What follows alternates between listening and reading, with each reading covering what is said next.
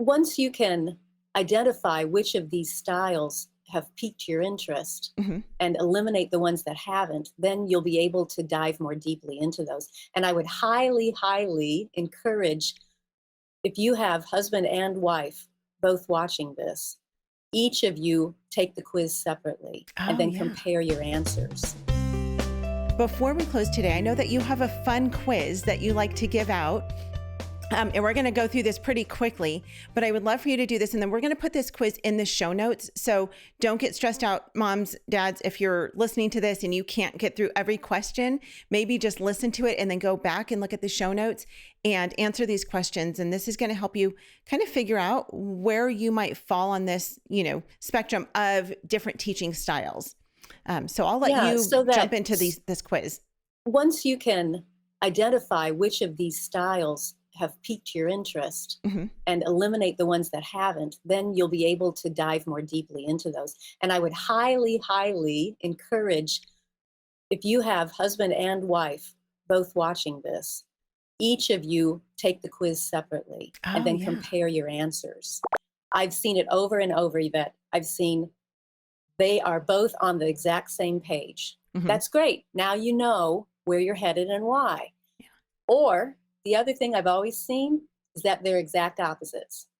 Ah, But that's good yeah. too, because then you can compare notes. You can discuss why this is important to you, what aspects of it.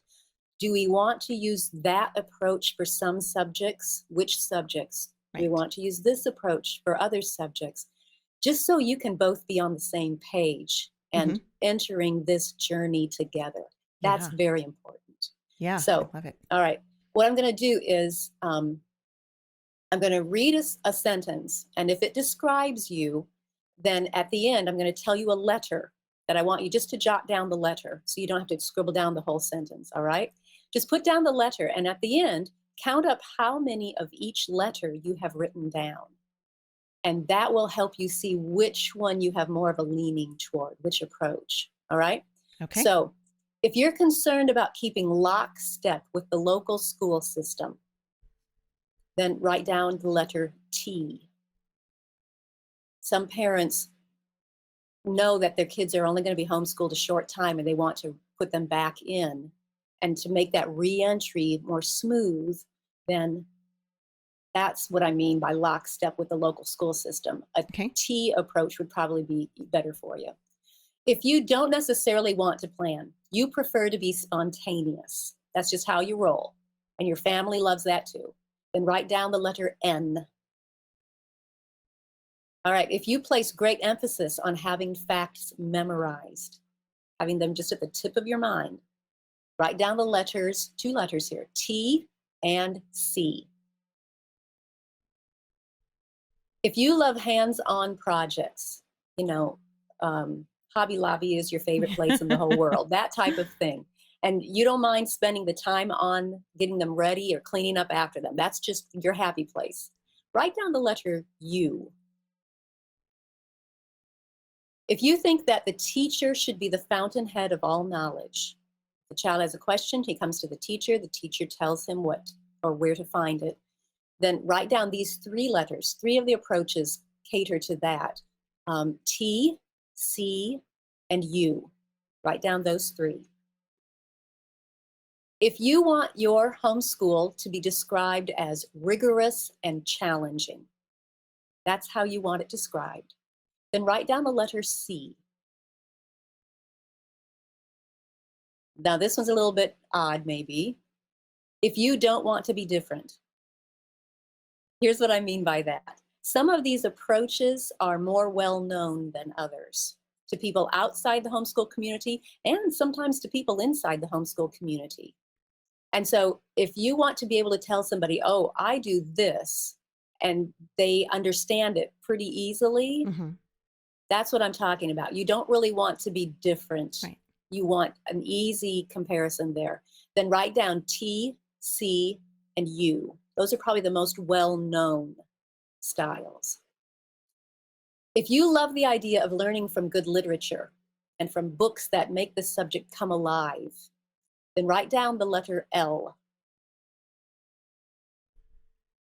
If you want to use natural, gentle methods, all right, kind of as opposed to rigorous and challenging, it's almost the opposite. Natural, gentle methods while still holding your children to a high standard, then write down the letter L. If you like having your child decide what to learn and when, that just works better for your child. Write down an N.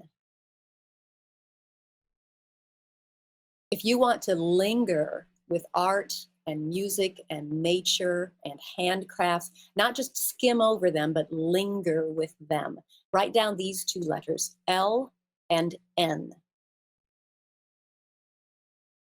If you want to teach the way that you were probably taught, so you don't have to learn something entirely new, you feel like you're reinventing the wheel almost, write down a T. I'm going to guess that's probably the one you're most familiar with. Yeah. Then if you believe that true education comes from having a personal relation with what was studied, not just recognizing a word on a test, but really have a personal relationship with that topic or subject or person in history, write down these two letters, L and N.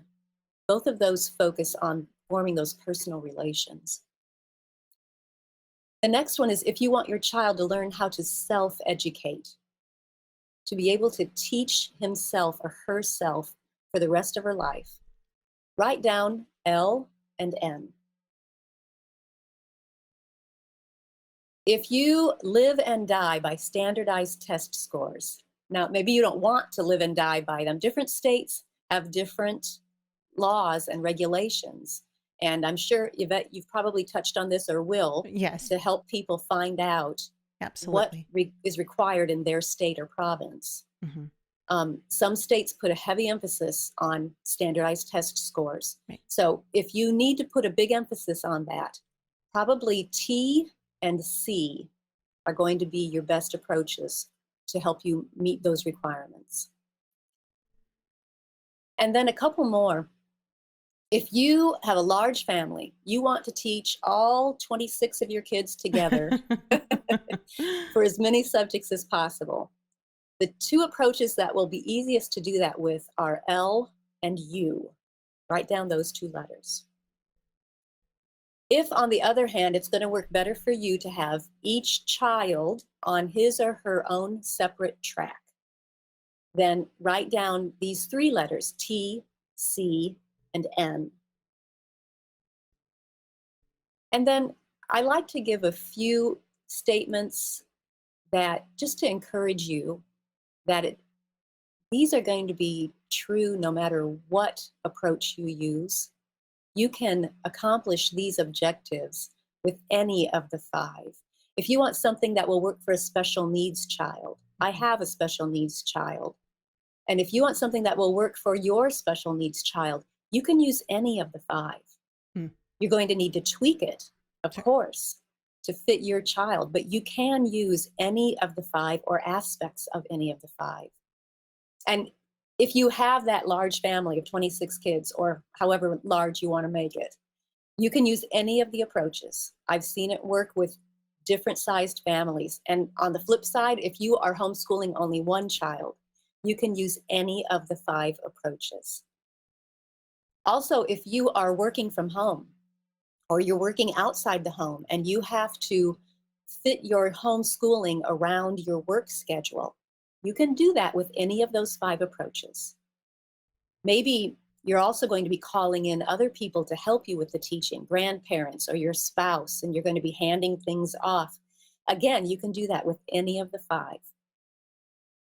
I often get asked, which of the five approaches will best prepare my child for college? You know what the answer is? Any of the five is going to help you prepare your child for college. And if you want to take a step back and lift your eyes to a broader perspective, because life is longer than 4 years of college, and not every child is called to go to college.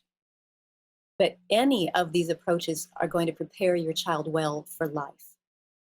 And if your goal is biblical discipleship and good character in your children, again, you can accomplish that goal with using any of the 5 approaches. So let me give you what each of those letters stands for, and you can count them up and see what you came up with. T stands for traditional. C stands for classical. L stands for Charlotte Mason. U for unit studies, and N for unschooling. So count them up. You might find that you've got a tie between 2 of them. That's great. Look at both. Tune into those episodes where we dive deeper into each of them and start researching more and more to find out which one will be a good fit for your family, or if both of them are going to be. As you said, you can teach certain subjects with this approach and certain subjects with this. That's the beauty of homeschooling. Yeah. You've got options. You can make it fit the family that God has given you and the children that God has put in your